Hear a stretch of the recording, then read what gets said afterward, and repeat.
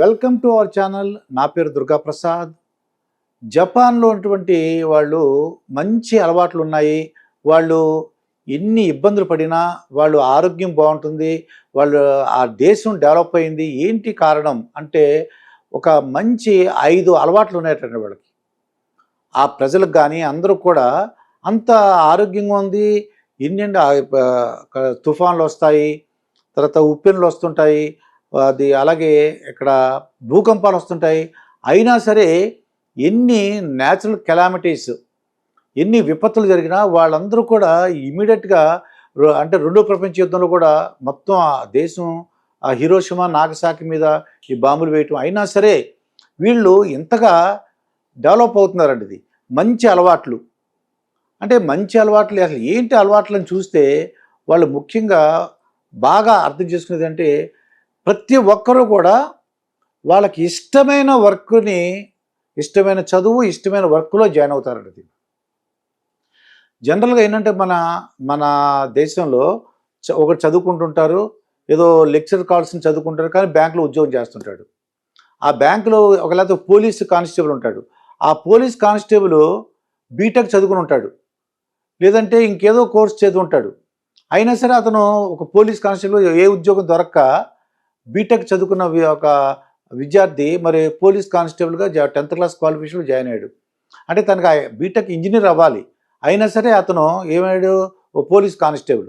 అంటే తన చదువుకున్న వేరు, ఉద్యోగం చేస్తున్న ఉద్యోగం వేరు. కానీ జపాన్లో ఉన్న ప్రతి వ్యక్తి కూడా తనకి ఇష్టమైన అదే చదువుకుంటారు, తనకి ఇష్టమైన ఉద్యోగం చేస్తారటండి. అదొక మంచి అలవాటు అనమాట. అది రెండోది వాళ్ళకి బాగా తెలిసిన వాళ్ళ విషయం ఏంటంటే ఏ రోజు కూడా ఓవర్ నైట్ మనం డెవలప్ అవ్వము. అది స్లోగా డెవలప్ అవుతాము. ఈరోజు ఇది ఇవాళ కంటే రేపు బాగుంటుంది, రేపటి కంటే ఎల్లుండి బాగుంటుంది అలాగా అనుకుంటారు. కానీ స్లోగా మనం డెవలప్ అవుతాము. ఒకే ఓవర్ నైట్ డబ్బులు వచ్చి మీద పడిపోవాలని, అతి తక్కువ కాలంలో బాగా డబ్బులు సంపాదించాలన్న ఆలోచన వాళ్ళకి లేదండి. ఇది వాళ్ళందరూ కూడా నేర్చుకున్న మంచి విషయం ఏంటంటే మేము ఈ యొక్క మాకు ఇష్టమైన పనిలో జాయిన్ అయ్యాము, అది నిరంతర ప్రక్రియ, స్లోగా డెవలప్ అవుతుంది. అలాగే ఎప్పుడు కూడా వాళ్ళు అప్డేట్ అవుతుంటారటండి. కొత్త విషయాలు తను చేస్తున్న ఉద్యోగంలో కొత్త విషయాలన్నీ నేర్చుకుంటారు. ఏదో మోసలో అనంటే పాత విషయాలే, తెలిసిన విషయాలు ఇంకెందుకులే మన జీవితం అనుకోకుండా ఎప్పటికప్పుడు కొత్త విషయాలు తెలుసుకుంటూ ఉంటారండి. అదొక మంచి అలవాటు. ఇంకొకటి వాళ్ళు ఎంత వర్క్ చేసినా సరే వాళ్ళకు ఒక మంచి అలవాటు ఉంది. ఏంటంటే ఒక 25 మినిట్సే మనం ఏదన్నా ఒక వర్క్ చేసినప్పుడు ఒక 25 మినిట్స్ ప్రొముడారో అనే ఒక టెక్నిక్. ఆ టెక్నిక్ ఏమైనా సరే అసలు విషయం ఏంటంటే ఒక 25 మినిట్స్ మనం పూర్తి కాన్సన్ట్రేట్ చేయగలం. ఆ 5 మినిట్స్ రెస్ట్ తీసుకోవాలి. మళ్ళీ 5 మినిట్స్ తర్వాత మళ్ళీ ఇంకొక 30 మినిట్స్ వర్క్ చేసే టైంలో ఒక 25 మినిట్స్ వర్క్ చేస్తాం.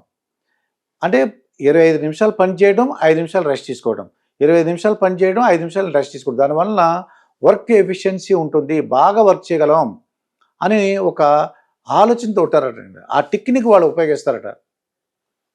ఇంకోటి ఏంటంటే వాళ్ళ తిండి విషయంలో కూడా పూర్తిగా మన వాళ్ళు ఏంటంటే చాలామంది పీకల దాకా తినేసాం, ఇలాగ నోట్లు వేలు పెడితే అందుతుంది అలా అంటుంటారండి. అంటే అంత బాగుంది అని చెప్పడానికి పీకల వరకు తినేసాను, బాగా తిన్నాను, 2-3 సార్లు తినేసాను అంటుంటారు. కానీ జపాన్లో ఉన్న ప్రతి అంత ఆరోగ్యంగా ఉండటానికి, మంచి ఆలోచనలు, అంత యాక్టివ్గా సన్నగా ఉండటానికి ముఖ్య కారణం ఏంటంటే వాళ్ళు పూర్తిగా తినకుండా 80%, ఒక 75%, 80% తింటారు. మిగతాదంతా కూడా వదిలేస్తారటండి. మిగతాది కడుపు నిండా తినరటండి. ఒక 80%, 75% తిని మిగతాదంతా కూడా గ్యాప్ వదులుతారట.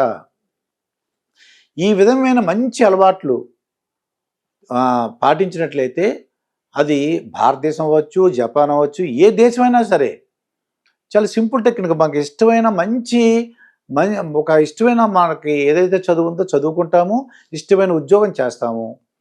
రెండోది అదొక నిరంతర ప్రక్రియ. ఓవర్ నైట్ మనం అభివృద్ధి సాధించాము, కొద్దిగా టైం పడుతుంది, స్లోగా ఇవాళ కంటే రేపటి కంటే బాగుంటుంది అంటారు. అలాగే కంటిన్యూస్గా లెర్నింగ్ అప్డేట్ అవుతూ ఉండాలి, కంటిన్యూస్గా చదువుతూ ఉండాలి. అలాగే 25 మినిట్స్ టెక్నిక్. ఒక వర్క్ చేస్తున్నాం అంటే 25 మినిట్స్ కంటే ఎక్కువ చేయకూడదు. తర్వాత 5 మినిట్స్ రెస్ట్ తీసుకోవాలి. ఎక్కువగా మితంగా అంటే ఏంటి, ఒక భోజనం చేసినా, బ్రేక్‌ఫాస్ట్ చేసినా, డిన్నర్ చేసినా కడుపు 75 నుంచి 80% నిండే వరకే తింటారు. మిగతాది వాళ్ళు ఖాళీగా వదులుతారు. ఇటువంటి టెక్నిక్స్, ఇటువంటి మంచి అలవాట్లు అంటే మన అన్నీ కూడా కొద్దిగా రివర్స్‌లో చెడ్డ అలవాట్లు అనుకుంటే, ఇయన్నీ కూడా రివర్స్‌లో ఉన్నాయనుకోండి అయన్నీ చెడ్డ అలవాట్లు. ఈ మంచి అలవాట్లతో జపాన్ వారి పీపుల్ గానీ, చైనా వారు గానీ, ఏ దేశం వాళ్ళైనా సరే అభివృద్ధిలోకి రావడానికి అవకాశం ఉంటుంది. ఆ దేశం డెవలప్ అవుతుంది. ఆ ప్రజలు ఆరోగ్యంగా ఉంటారు. మరొక వీడియోతో మీ ముందుంటాను. మీ మాస్టర్ దుర్గాప్రసాద్.